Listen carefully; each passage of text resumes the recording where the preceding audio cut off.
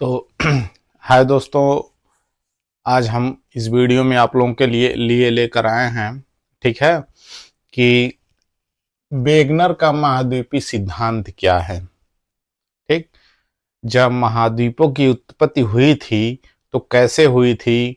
बहुत सारे भूगोलवेत्ता जो हैं वो अपना अपना मत और सिद्धांत दिए थे, लेकिन वेगनर की जो थियरी थी कुछ अलग ही थियरी थी। ठीक है, और इन्होंने स्पष्ट शब्दों में बहुत आसान भाषाओं में इन्होंने समझाया है। ठीक, तो चलिए हम लोग बिना देर किए हम लोग बढ़ते हैं अपने वर्क के तरफ, वीडियो की तरफ। ठीक है, हम लोग का जो सिद्धांत है पहला। हाँ, अगर मेरा चैनल अच्छा लगे तो आप लाइक कर लीजिए, सब्सक्राइब कर दीजिए और शेयर भी कर दीजिए। ठीक है, तो चलिए हम लोग जानेंगे वेगनर का महाद्वीपीय प्रवाह सिद्धांत। वेगनर का महाद्वीपीय प्रवाह सिद्धांत क्या था। ठीक, हम लोग आज इसके बारे में पढ़ेंगे, जानेंगे, समझेंगे। ये पहले इनके बारे में हम लोग जानते हैं कि वेगनर थे कौन। वेगनर जर्मन के भूगोलवेत्ता थे। कहाँ के थे? जर्मन के भूगोलवेत्ता थे वेगनर। और ये जलवायु भूगोलवेत्ता थे और भू शास्त्र भूगोलवेत्ता थे। ये दोनों भूगोलवेत्ता थे। ये दोनों के बारे में इनको प्रॉपर अनुभव, ज्ञान, हर चीज था इनको। ठीक है, तो वेगनर ने बताया कि जो महाद्वीपीय प्रवाह का सिद्धांत हुआ है वो कैसे हुआ है। तो चलिए हम लोग जानते हैं।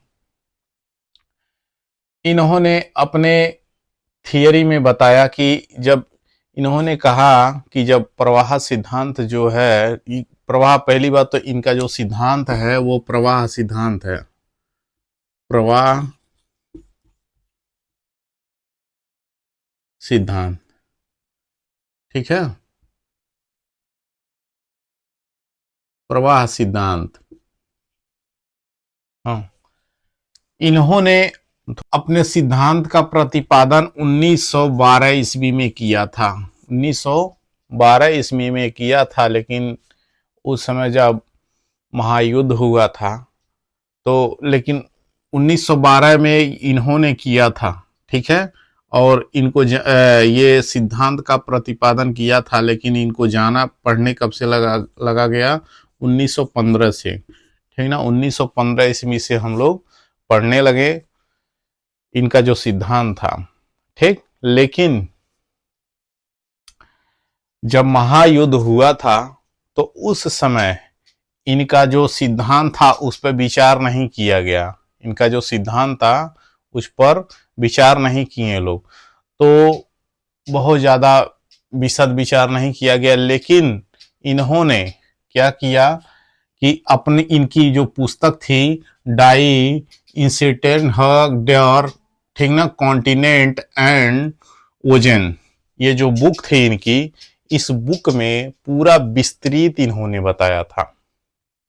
ठीक है, पूरा विस्तृत इन्होंने लिखा है, महाद्वीपीय सिद्धांत के बारे में बताया। जब 1915-16 में जब महायुद्ध हुआ था उस समय किसी ने ध्यान नहीं दिया था, इतना इनके विचारों पर इतना विशद गहन अध्ययन नहीं किया गया।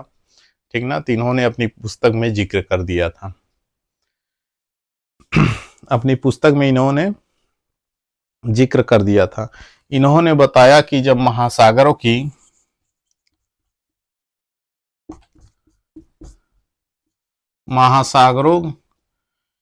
की तली की स्थिरता और, ठीक ना, तली की स्थिरता और महाद्वीपों की स्थिरता को इन्होंने जब गहन अध्ययन किया तो इसको गलत साबित किया, और गलत साबित करने के बाद इन्होंने अपनी एक परिकल्पना जारी की।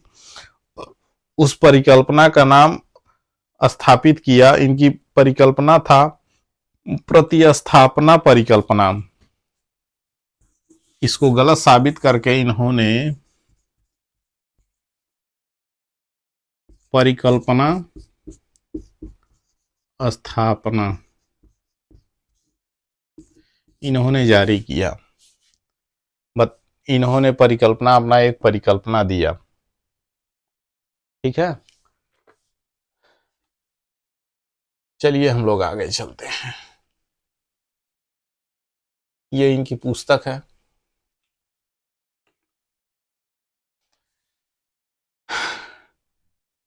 हम लोग मूल मुद्दे पे आते हैं। ये हमारी थी पृथ्वी, ये थी पृथ्वी।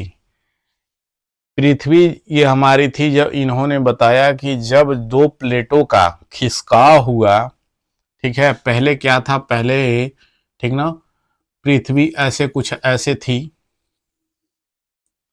इसका जो महाद्वीपीय भाग था कुछ ऐसे बना हुआ था, ठीक ना। ये आपस में ये दोनों, ये तो दक्षिण अफ्रीका है और ये सॉरी दक्षिणी अमेरिका है और ये अफ्रीका है, ये तो आप लोग जान ही रहे हैं। और ये एशिया महाद्वीप है, ठीक ना। ये सब सागर हैं, हिंद महासागर है, प्रशांत महासागर है, प्रेजेंट टाइम की में जो नक्शा देखा जाता है। लेकिन पहले ऐसे था, ठीक है। तो इन्होंने बताया कि जब प्लेटों का खिसकाव हुआ, पहले पहले यहाँ पर क्या था, एक सागर था। यहाँ पर एक सागर था जिसका नाम था टेथिस सागर, ठीक है। टेथिस सागर था। और जब दोनों तरफ से बताया गया कि जब दोनों इधर से और इधर से जब बारिश होती थी, छोटी छोटी नदियां, छोटे छोटे सागर, ठीक ना, ये सारे सारे स्थल भाग से कुछ मलबे ले जा करके इसमें गिराते थे, इसमें टेथिस सागर में गिराते थे। और जब दबाव पड़ा, ठीक ना, तो दबाव पड़ा तो ये महाद्वीपों की उत्पत्ति हुई, ठीक है। महाद्वीपों की उत्पत्ति हुई। फिर बाद में जब कुछ ऐसा आंतरिक कार्य हुआ जिससे प्लेटों का खिसकाव हुआ, तो प्लेटों का खिसकाव हुआ तो दोनों भाग क्या हुए, अलग हो गए। ये इधर चला गया, ये इधर चला गया, इधर खिसक गया। तो जो बीच का टेथिस सागर था वो बहुत बड़ा हो गया। तो जो टेथिस सागर था उसका नाम दिया गया टेथिस सागर। और इधर के दक्षिणी भाग को कहा गया गोल्डवाना लैंड, सॉरी पेंजिया कहा गया। और इधर का जो था, ठीक ना, इधर का जो भाग था दक्षिणी भाग को गोल्डवाना लैंड कहा गया। क्या कहा गया, गोल्डवाना लैंड, ठीक है। लेकिन जब प्लेटों का खिसकाव हुआ तो ये सॉरी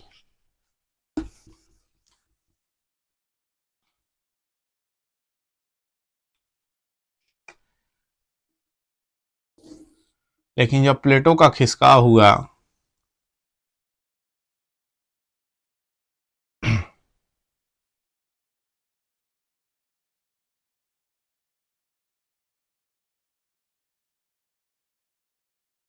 ये हमारा है अफ्रीका, ठीक है, और दक्षिणी अमेरिका है। इन्होंने एक थियरी का नाम दिया जिग्साफिट। जिग्साफिट का नाम थियरी दिया जब प्लेटों का खिसकाव हुआ, जब ये अलग हुए, ठीक ना, तो ये आपका दक्षिणी अमेरिका हुआ और ये अफ्रीका। तो इन्होंने बताया कि ये जो पोर्शन है, ये भाग जो है और ये जो निकला हुआ भाग है, कभी भी भविष्य में अगर ऐसा होगा कि जब दोनों प्लेटों के ऐसे दबाव पड़ेगा और जब दोनों ये एक एक तरफ आकर्षित होंगे, खिसकेंगे, ये जो भाग है इसमें जाकर के फिट हो जाएगा। तो इसी थियरी को उन्होंने जिग्सा फिट थियरी का नाम दिया। बताया कि ये जो स्थल भाग किनारे हुए हैं, ये बीच में आपका महासागर है, ठीक ना, और ये हिंद महासागर है, प्रशांत महासागर है, हिंद महासागर है। और ये बताएं कि जब ये भाग और ये भाग जब दोनों कभी दबाव पड़ेगा तो आपस में ये करीब आएंगे, पास आएंगे, तो ये वाला जो भाग है इसमें ये फिट हो जाएगा। फिट होने के बाद फिर ये पुनः एक, ठीक ना, कॉन्टिनेंटल एरिया बन जाएगी।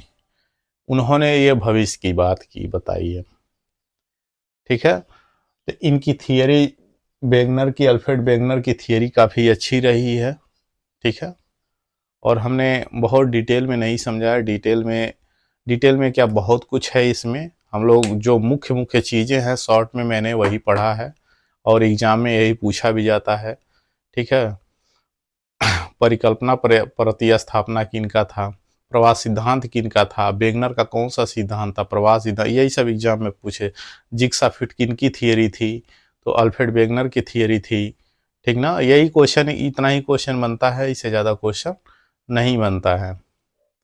ठीक है, और इसी को जिग्सा फिट कहा गया। ये जो एरिया है जब इसमें फिट हो जाएगा तो इसको जिग्सा फिट कहा गया। ठीक ना, वेगनर ने बताएं। तो बस इस वीडियो में इतना ही। अगर आपको अच्छा लगा हो तो वीडियो को शेयर कर दीजिए, लाइक कर दीजिए और सब्सक्राइब कर लीजिए।